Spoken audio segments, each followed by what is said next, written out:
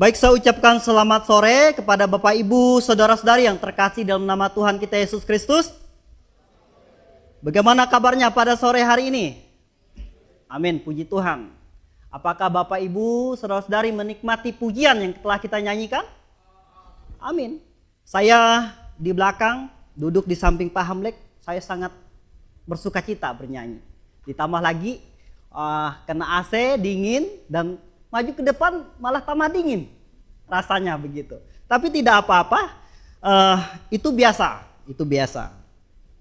Oleh sebab itu Bapak Ibu yang terkasih dalam nama Tuhan kita Yesus Kristus, sebelum kita membaca kebenaran firman Tuhan, bahkan merenungkannya lebih dalam, saya ingin mengajak kita bersatu dalam doa dan saya minta Gembala Stephen pimpin kita dalam doa.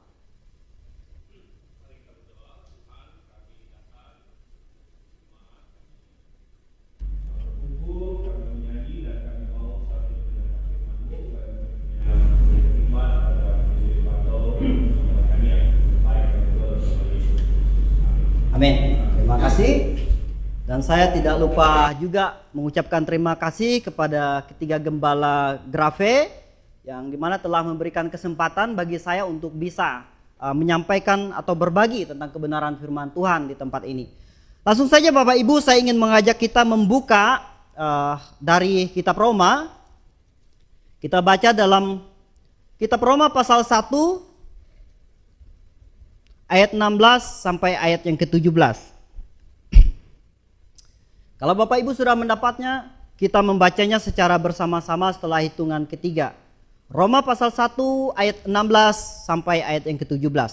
1, 2, 3. Sebab aku mempunyai keyakinan yang kokoh dalam Injil, karena Injil adalah kekuatan Allah yang menyelamatkan setiap orang yang percaya. Pertama-tama orang Yahudi, tetapi juga orang Yunani.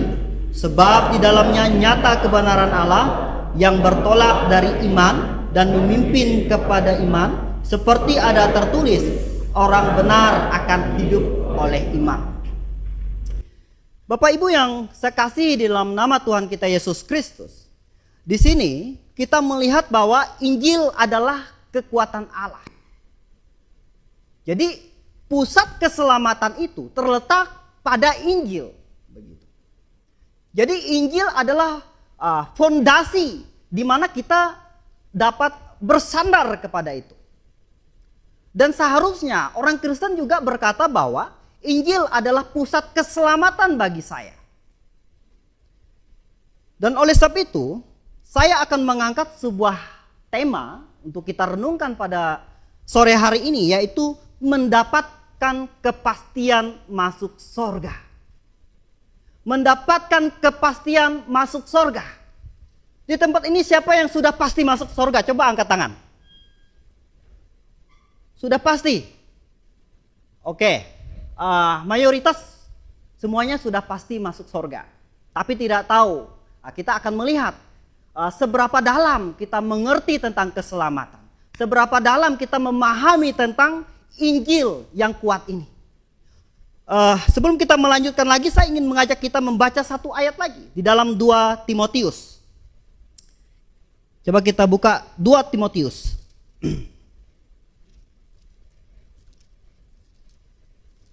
2 Timotius pasal 1 ayat yang ke-8. Kita baca bersama-sama. 2 Timotius pasal 1 ayat 8. 1, 2, 3. Jadi janganlah malu bersaksi tentang Tuhan kita, dan janganlah malu karena aku seorang hukuman karena dia, melainkan ikutlah menderita bagi Injilnya oleh kekuatan Allah. Sekali lagi ditekankan, Injilnya oleh kekuatan Allah. Begitu. Kita jangan malu bersaksi tentang Injil ini. Nah, ini yang ditekankan di tempat ini. Begitu. Jadi Bapak Ibu yang terkasih, kita semua tahu bahwa hidup kita di dunia ini hanyalah sementara. Hidup kita ini seperti uap yang sebentar saja lalu lenyap begitu. Dan kita tahu bahwa di akhir hidup kita itu hanya ada 2 tempat. Hanya ada dua tempat, yaitu sorga dan neraka, Bapak. Jadi sorga dan neraka ini adalah di mana tempat yang sudah Tuhan beritahukan di dalam Alkitab. Sorga dan neraka. Di sini saya tidak mau nakut-nakutin Bapak Ibu ya, tidak mau begitu. Tetapi kalau Bapak Ibu membaca di dalam Yesaya pasal 66 ayat 24. Coba kita baca deh. Yesaya pasal terakhir, ayat terakhir gitu. Yesaya pasal 66 ayat yang ke-24. Biar saya baca untuk kita. Yesaya pasal 66 ayat yang ke-24. Mereka akan keluar dan akan memandangi bangkai orang-orang yang telah memberontak kepadaku.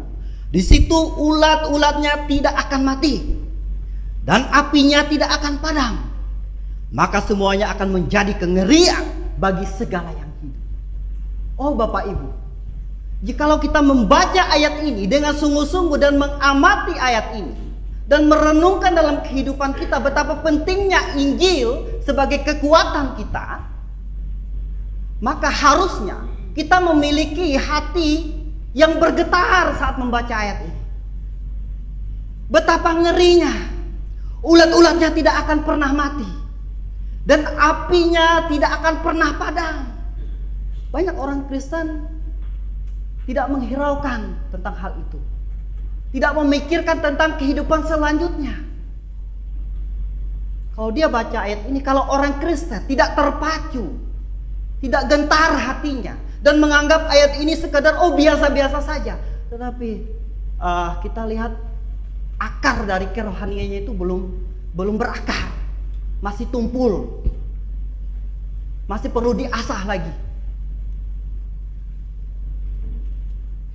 Kita melihat selama-lamanya, dan ini siksaan yang sangat mengerikan. Kalau saya ibaratkan siksaan selama-lamanya, ini seperti kalau punya kuku yang panjang, kita punya kuku yang panjang, mungkin banyak, mungkin saya rasa ini lebih menyakitkan. Ada dua yang lebih menyakitkan menurut saya begitu. Kita ambil sebuah tang begitu, kuku panjang nggak usah lah semua, satu jempol saja begitu. Kita jepit, kita tarik sampai lepas begitu, dan kita merasa kesakitan dan merintih sangat sakit, dan dia akan tumbuh lagi, cabut lagi, tumbuh lagi, dan cabut lagi, dan selamanya menderita seperti itu. Betapa ngerinya.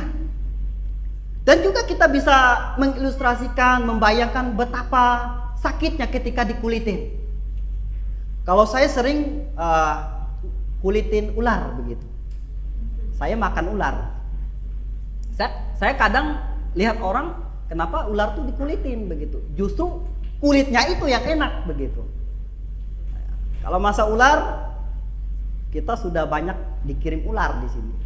Saya selama di sini udah 4, 5, 6, sekitar 7 ekor yang sudah saya eksekusi begitu. Dan kita menikmati bersama-sama. Anak Aspri yang tadinya tidak doyan, sekarang jadi doyan. Karena ada koki yang handal dari Manado yang datang. Kombinasi dari koki Kalimantan. Iya. Jadi menguliti begitu.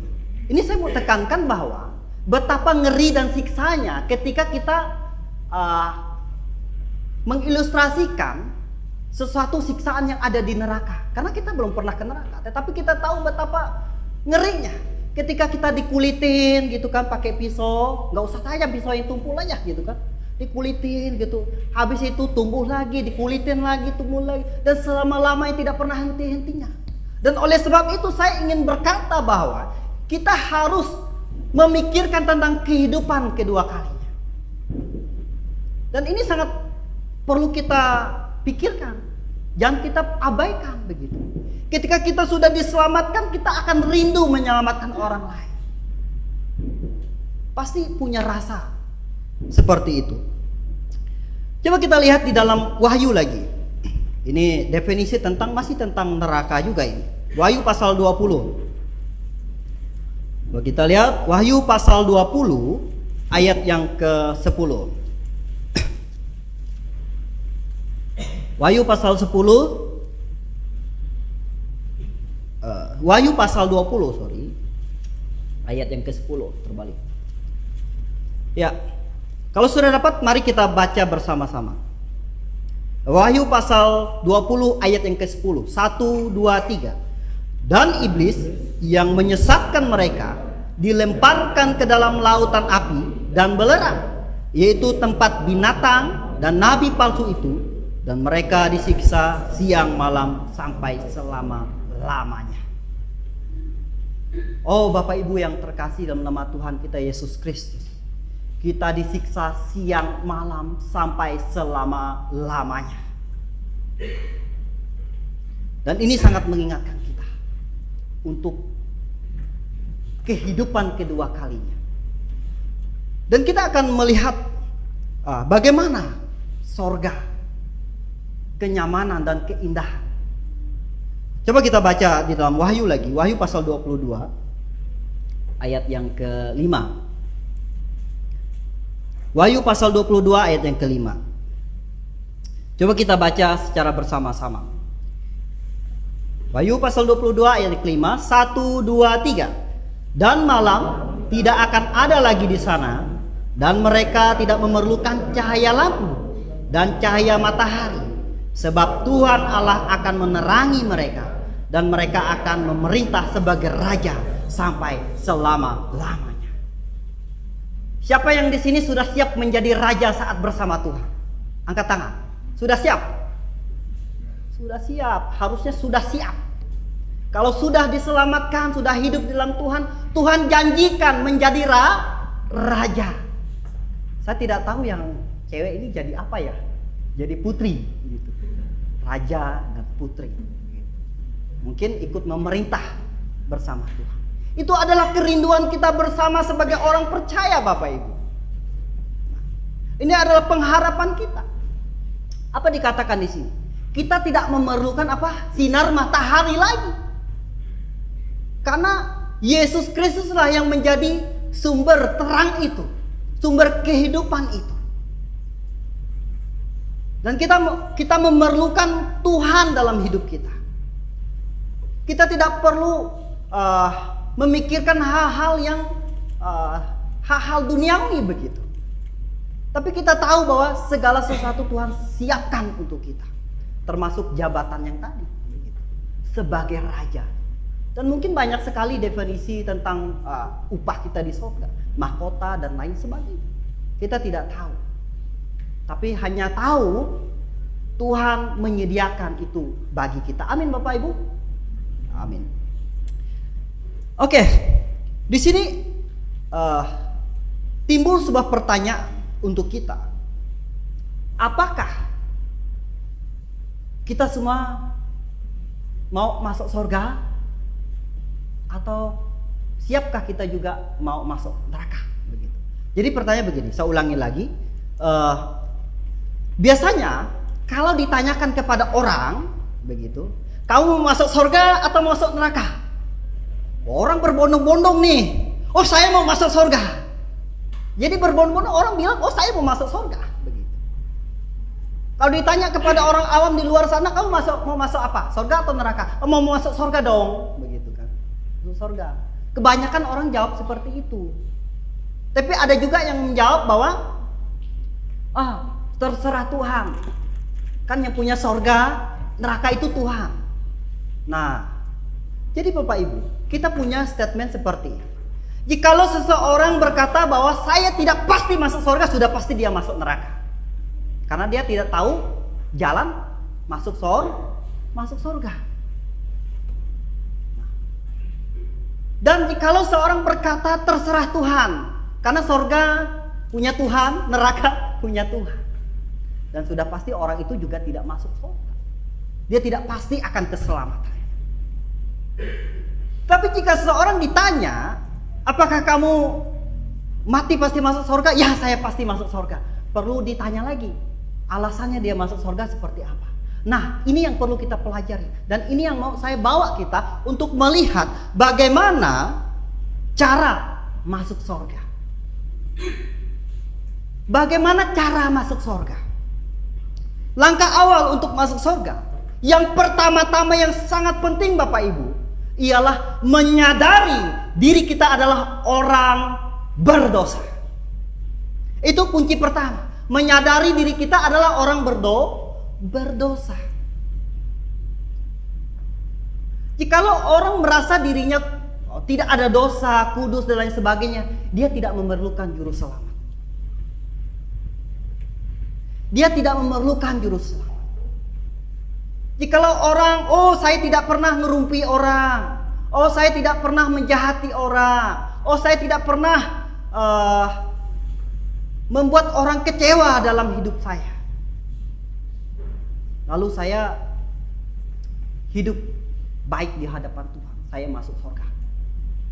Oh Bapak Ibu yang terkasih dalam nama Tuhan kita Yesus Kristus, orang yang tidak menyadari dirinya orang berdosa adalah orang yang tidak memerlukan Yesus Kristus sebagai juru selamatnya. Di sini kita melihat bahwa Alkitab memberitahukan bahwa manusia adalah yang berdosa. Yang pertama kita baca di dalam coba kita buka dalam Roma pasal 3 ayat 10. Ini adalah ayat yang sering kita baca. Roma pasal 3 ayat 10. Saya baca untuk kita. Seperti ada tertulis, tidak ada yang benar, seorang pun tidak. Firman Tuhan berkata bahwa tidak ada seorang pun yang benar, seorang pun tidak. Artinya tidak ada yang benar. Manusia dari keturunan Adam sampai saat ini tidak ada yang benar, seorang pun tidak. Sebelum dia berada dalam Yesus Kristus. Dan oleh sebab itulah firman Tuhan sudah mengajarkan kita dan mengingatkan kita bahwa tidak ada seorang pun yang benar. Semua sudah berdosa secara posisi. Bahkan tidak luput berdosa dalam hal karakter. Saudara-saudara yang terkasih, ditegaskan lagi di dalam masih pasal yang sama, tetapi di ayat yang ke-23 di sini. Ayat yang ke-23, karena semua orang telah berbuat dosa dan telah kehilangan kemuliaan Allah. Jadi semua orang telah berbuat dosa dan kehilangan kemuliaan Allah. Ini melalui firman Tuhan saja sudah mengingatkan kita betapa kita adalah orang berdosa. Saya ingin mengajak kita semua untuk merenungkan. Rasul Paulus berkata bahwa dari antara orang-orang yang ada, akulah yang paling berdosa. Ini Rasul Paulus loh. Maukah kita berkata sama seperti Rasul Paulus? Mengaku bahwa akulah yang paling berdosa. Ketika kita sudah sadar saya adalah orang berdosa, ketika kita sadar bahwa saya membutuhkan juru selamat, oleh sebab itulah kita memiliki kerinduan untuk diselamatkan. Kita memiliki hati yang tunduk dan patuh terhadap firman Tuhan.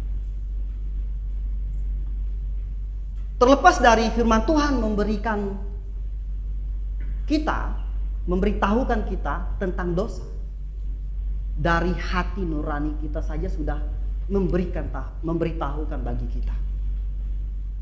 Dari hati nurani kita sudah memberitahukan itu, bahwa saya sering melakukan kesalahan dan dosa dan lain sebagainya. Sebenarnya manusia berpikir bahwa dia sebenarnya sudah tahu bahwa dia tuh berdosa. Sudah tahu sesuatu yang dia lakukan tidak berkenan di hadapan Tuhan, ya dia sudah tahu sebenarnya. Tetapi yang menjadi permasalahannya itu adalah tidak mau menerima. Bebal. Saya sering dengar khotbah dari Pak Stephen di chapel waktu itu. Orang bodoh dengan orang bebal itu 11-12. Kalau orang bodoh itu masih bisa diajar. Kalau orang bebal itu sudah diajar tetapi tidak mau dengar. Dan kita di tempat ini mau jadi orang bodoh atau orang bebal begitu. Jadi mestinya apa? Mestinya jangan dua-duanya. Harus menjadi orang yang mau dengar begitu. Nah, itu dua hal yang hampir-hampir mirip. Kalau hanya dua pilihan, saya mau pilih jadi orang bodohnya. Dulu saya datang ke tempat ini tidak ada motivasi untuk melayani sebenarnya. Pertama datang itu diajak oleh penginjil Serman, itu salah satu paman jauh saya gitu, paman. Diajak, ayo sekolah teologi. Saya udah malas deh dengar dia kalau udah ngomong, gak ada henti-hentinya, 2 jam, 3 jam begitu. Aduh, saya bilang, mau gimana lagi? Ini pelarian saya begitu. Pelarian.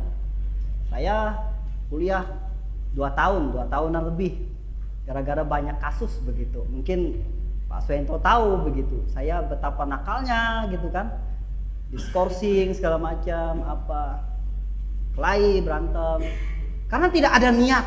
Motivasinya tidak murni. Moralnya belum ada begitu. Apalagi doktrin belum. Tetapi setelah lama-kelamaan ikut blok kelas dan belajar. Pada saat itulah mengubah semuanya. Mengubah hidup saya. Tentu saat ini bukan berarti saya masih tidak bisa jatuh dalam dosa begitu. Masih bisa. Tapi kekudusan secara karakter itu terus kita latih supaya kita tetap bertumbuh di hadapan Tuhan. Kita kembali di dalam pembahasan kita, menyadari diri adalah orang berdosa. Itu adalah poin pertama yang harus dimiliki setiap orang percaya. Dan langkah yang kedua yaitu mengetahui cara penyelesaian dosa. Yang pertama tadi menyadari diri orang berdosa. Yang kedua yaitu mengetahui cara penyelesaian dosa. Kalau saya sudah tahu saya orang berdosa, saya perlu tahu bagaimana cara penyelesaian dosa ini. Wah, dunia ini sangat banyak menawarkan tentang penyelesaian dosa, Bapak Ibu. Kalau kita lihat itu sejak di dalam kejadian, yaitu Kain sudah membelokkan jalan keselamatan. Adam adalah sebagai imam pada saat itu, sebagai TPDK-nya, yaitu ayah imam. Dan harusnya tugas dari imam itu yaitu untuk mengajarkan kebenaran kepada anak-anaknya. Saya yakin dan percaya bahwa Adam mengajari Kain dan Habel untuk melakukan persembahan itu. Keselamatan dalam perjanjian lama itu lumayan simple. Mereka cukup mengimani juru selamat yang akan datang. Sebelum juru selamat itu datang, mereka diperintahkan untuk melakukan ibadah simbolik sederhana dengan menyusun batu dan ambil domba dan potong domba itu. Sembari mereka memotong domba itu dan mereka mengaku, "Oh Tuhan, kami percaya bahwa Engkau akan kirim juru selamat. Domba ini hanyalah sebagai simbol." Tetapi apa yang dilakukan Kain? Kain memberontak dari tindakannya mengorbankan sayur-sayuran. Sebenarnya bukan tindakannya itu, tetapi hatinya sudah membelok jalan keselamatan itu. Bahkan sampai saat ini Bapak Ibu, jalan keselamatan masih dibelokkan. Ada yang berkata bahwa keselamatan itu perlu ditambah dengan perbuatan. Keselamatan itu perlu ditambah dengan baptisan. Keselamatan itu perlu ditambah dengan perjamuan dan pembasuhan dan lain sebagainya ditambahkan. Tetapi semuanya tidak berdasar dengan kebenaran firman Tuhan. Kenapa mereka tidak mengetahui hal itu? Saya rasa mereka juga tidak benar-benar meneliti tentang firman Tuhan. Coba kita baca dalam Efesus pasal 2 ayat 8. Itu sangat jelas sekali dikatakan. Efesus pasal 2 ayat 8. Orang berkata bahwa usaha dapat menyelamatkan dan lain sebagainya. Kita baca Efesus pasal 2 ayat yang ke-8. Kita baca bersama-sama. 1, 2, 3. Karena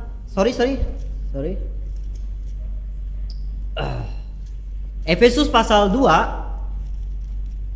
ayat 8. 1, 2, 3. Sebab karena kasih karunia kamu diselamatkan oleh iman. Itu bukan hasil usahamu, tetapi pemberian Allah. Saya lanjut ayat 9. Itu bukan hasil pekerjaanmu. Jangan ada orang yang memegahkan diri. Ayat ini berkata bahwa keselamatan hanyalah kasih karunia. Apa itu kasih karunia? Sesuatu yang diberi dengan cuma-cuma. Di ayat selanjutnya, kalau sesuatu yang diberi dengan cuma-cuma tidak perlu memegahkan diri, begitu. Tidak perlu berkata bahwa saya selamat karena usaha saya. Firman Tuhan berkata bahwa tidak melalui usaha. Bukan usaha yang menyelamatkan kita. Yang menyelamatkan kita hanya melalui beriman kepada Yesus Kristus. Ditegaskan lagi bahwa ada yang berkata, keselamatan itu perlu yang namanya perbuatan baik. Kalau kita banyak-banyak berbuat baik, kita pasti selamat. Kalau kita banyak menaburkan kebaikan, maka kebaikan itu akan ditaburkan kembali kepada kita. Begitu. Di dalam Titus pasal 3 ayat 5, coba kita baca. Titus pasal 3 ayat 5. Di situ jelas mengingatkan kita kembali. Titus pasal 3 ayat 5 kita baca bersama-sama.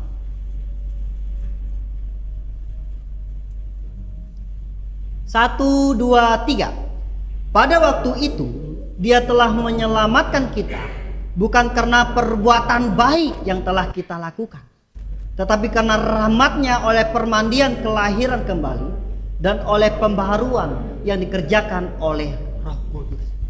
Bukan dengan perbuatan baik di sini. Ini ayat Alkitab dengan telak mengatakan bukan dengan perbuatan baik kita diselamatkan, tapi hanya kasih karunia Tuhan. Saking mahalnya darah Tuhan, itu tidak bisa kita beli dengan usaha kita. Dan saking mahalnya darah Tuhan, tidak kita beli dengan harta kita. Saking tidak bisa kita beli dan Tuhan memberikan darahnya dengan cuma-cuma.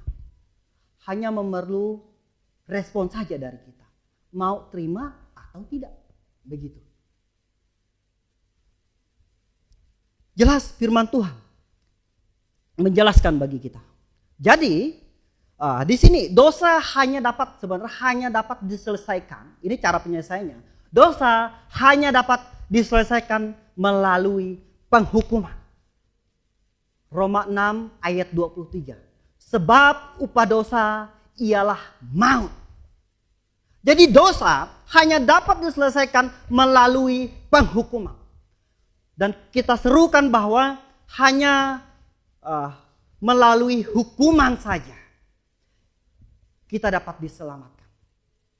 Dosa selesai hanya melalui hukuman saja.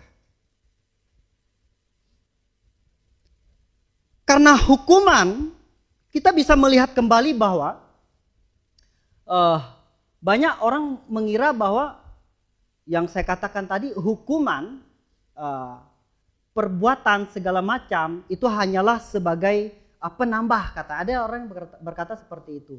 Oh, saya percaya bahwa Yesus mati bagi saya. Tetapi itu masih kurang.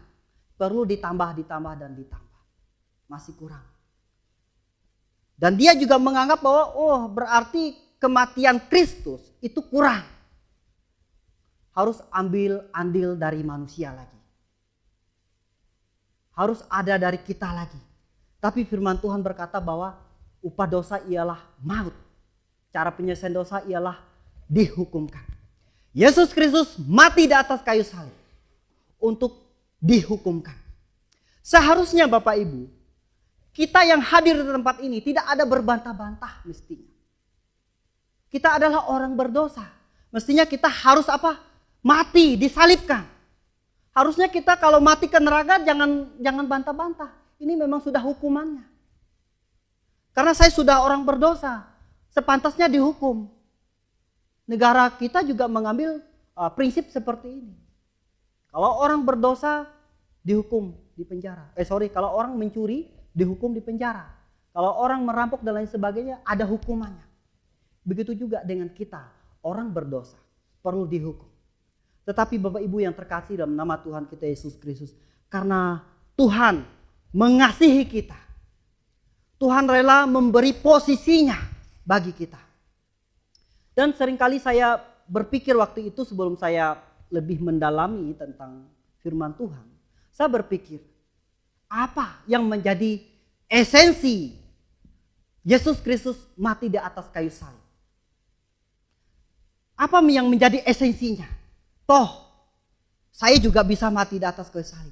Saya disalibkan, contoh, ini ada salib, dan saya digantung di atas itu, dipaku, paling ngerasa sakit bisa-bisa saja begitu. Masih bisa disalibkan. Pertanyaannya esensi dari kematian Yesus Kristus itu apa? Yang lebih spesialnya itu apa? Toh kalau cuma digantung kan masih bisa kita tanggung loh. Masih bisa kita tanggung. Spesialnya apa? Nah ini, saya sudah tanyakan sama dosen-dosen begitu. Spesialnya apa? Spesialnya, dosa hanya dapat ditebus oleh orang yang tidak pernah melakukan dosa. Bahkan tidak ada dosa. Tadi sudah dikatakan bahwa semua manusia telah berdosa. Jadi esensinya itu adalah kekudusan. Ada kekudusan pada Yesus Kristus. Allah mengosongkan dirinya dan mengambil rupa sebagai manusia. Rela mati di atas kayu salib. Menggantikan kita dihukumkan. Posisi yang dulunya kita adalah orang berdosa. Digantikan oleh Yesus Kristus yang posisinya kudus. Tanpa ada dosa dan dusta dalam dirinya. Yesus Kristus kudus. Itulah esensinya. Kenapa dia bisa menyelamatkan manusia? Karena dia adalah Allah sendiri yang turun menjadi manusia. Saudaraku yang terkasih dalam nama Tuhan kita Yesus Kristus. Allah berkorban. Yang pencipta langit dan bumi. Bahkan mencipta manusia. Rela mati. Disalibkan. Demi menebus dosa-dosa kita. Jadi sebelum kita ada di dalam Yesus Kristus, Allah Bapa melihat manusia adalah penuh dengan dosa dan kekejian. Tetapi ketika kita berada di dalam Yesus Kristus, pada saat itulah kita dinaungi oleh Yesus Kristus, kita di dalam Yesus Kristus. Allah Bapa tidak lagi melihat saya sebagai orang berdosa, tetapi Allah Bapa melihat Yesus Kristus yang adalah posisinya kudus yang diberikan kepada kita. Oleh sebab itulah kita bertobat dan percaya kepada Yesus Kristus. Supaya di hadapan Bapa kita tidak lagi menjadi orang berdosa. Tetapi mengambil posisi Yesus yang kudus. Dan Allah Bapa melihat kita adalah orang yang kudus. Saya ibaratkan seperti ini. Kalau saya bilang, ini Allah Bapa.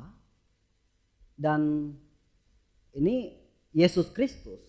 Firman. Dan ini, nggak ada barang lain lagi nih. Dan ini adalah manusia.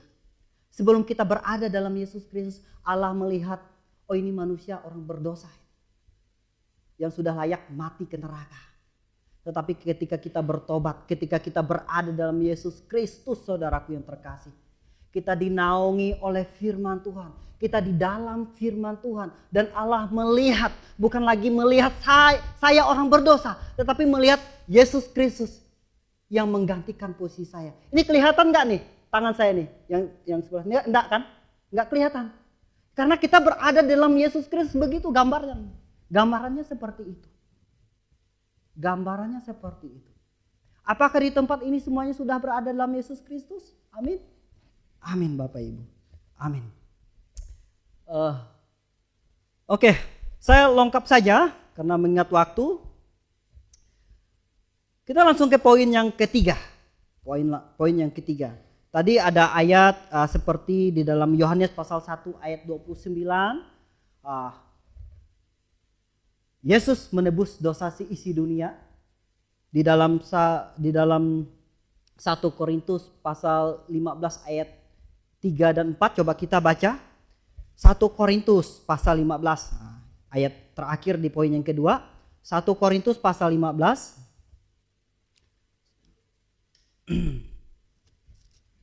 1 Korintus pasal 15. Coba kita buka 1 Korintus pasal 15 ayat yang ketiga dan yang keempat. Kalau sudah dapat mari kita baca bersama-sama. 1, 2, 3. Bahwa ia telah dikuburkan dan bahwa ia telah dibangkitkan. Kita baca bersama-sama ya. 1 Korintus pasal 3 1 Korintus pasal 5 ayat 3 sampai 4. Sudah dapat semuanya? Sudah. Kita baca bersama-sama. 1 Korintus pasal 15 ayat 3 dan 4. 1 Korintus pasal 15.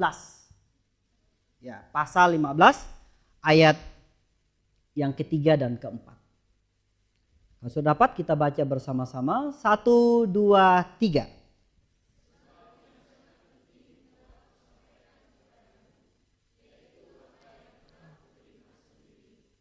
Ia bahwa Kristus telah mati sesuai dengan kitab suci. Bahwa ia telah dikuburkan dan bahwa ia telah dibangkitkan pada hari yang ketiga sesuai dengan kitab suci. Dan di sini berkata bahwa Kristus telah mati karena dosa-dosa kita. Dan pada hari yang ketiga dia bangkit. Kalau seandainya kematian Kristus itu telah berlalu tetapi tidak ada kebangkitan dan pemberitaan tentang Injil, itu tidak ada maknanya Bapak Ibu. Harus memahami tentang hal ini, perlu ada kebangkitan dan itu membuktikan bahwa dia adalah Allah. Itu poin yang kedua, mengetahui cara penyelesaian dosa. Dosa hanya dapat diselesaikan dengan cara dihukumkan. Melalui penghukuman Yesus Kristuslah kita dapat merespon Injil itu. Di poin yang ketiga, membawa kita bertobat dan percaya kepada Yesus Kristus, yaitu merespon Yesus Kristus yang telah mati. Ini berbicara mengenai kehendak bebas kita. Ini berbicara mengenai keputusan kita. Setelah kita tahu dan mengakui diri adalah orang berdosa, dan yang setelah kita tahu bahwa cara penyelesaian dosa itu, dan langkah yang terakhir yaitu kita apa? Harus bisa merespon Injil itu.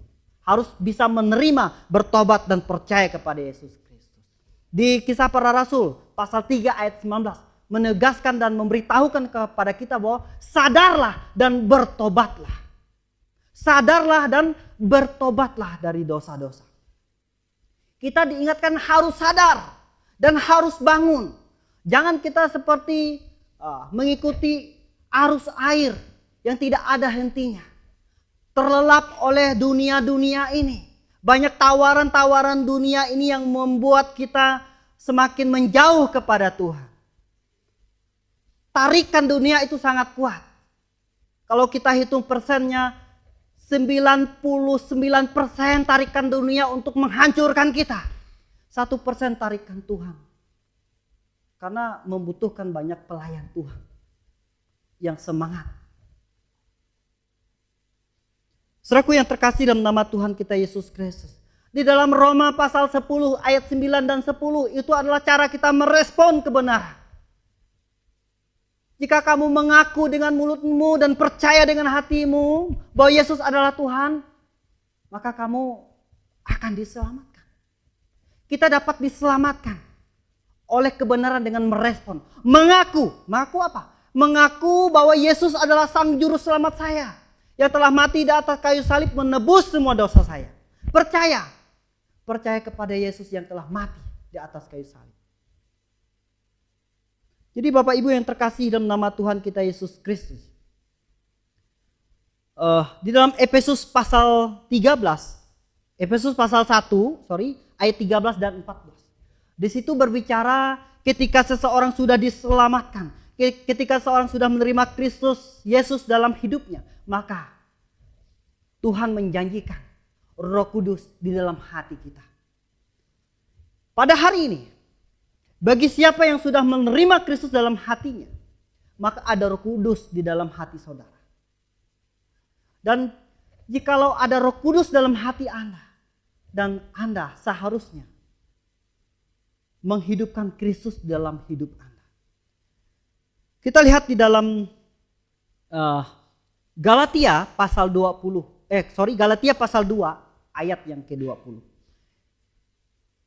Galatia, coba kita buka bersama-sama Galatia pasal 2 ayat yang ke-20. Galatia pasal 2 ayat yang ke-20. Kalau sudah mendapatkannya kita baca bersama-sama. 1, 2, 3. Namun aku hidup, tetapi bukan lagi aku sendiri yang hidup, melainkan Kristus yang hidup di dalam aku. Dan hidupku yang kuhidupi sekarang di dalam daging adalah hidup oleh iman dalam Anak Allah yang telah mengasihi aku dan menyerahkan dirinya untuk aku. Jadi sekarang yang kuhidupi bukanlah hidup kedaginganku, bukanlah hidup keinginanku, tetapi kehidupan yang kuhidupi adalah menghidupi Kristus dalam hidupku. Memancarkan Kristus dalam hidupku. Tadi kita sudah panjang lebar berbicara mengenai dosa, hukuman atas dosa. Ayat kesimpulan untuk kita renungkan bersama-sama, saya ingin mengajak kita membaca satu ayat terakhir dalam Roma pasal 8 ayat 1. Roma pasal 8 ayat 1. Ini adalah sukacita, ayat yang penuh sukacita, yang menghibur kita. Di mana ketika kita berada dalam Kristus kita bebas dari hukuman. Coba kita baca bersama-sama. 1, 2, 3. Demikianlah sekarang tidak ada penghukuman bagi mereka yang ada di dalam Kristus Yesus.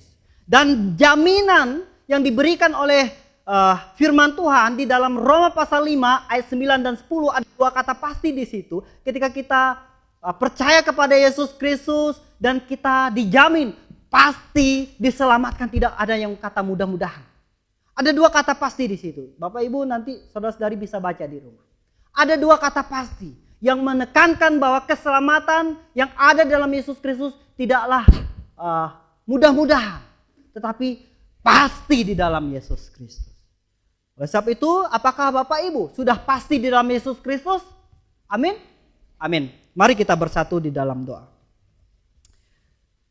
Bapa kami yang ada dalam kerajaan sorga, terima kasih Tuhan atas Injil yang telah disampaikan. Sekiranya kebenaran firman-Mu dapat bertumbuh dan berbuah dalam hidup kami Tuhan. Kami serahkan waktu kami ke dalam tangan-Mu untuk selanjutnya. Amin.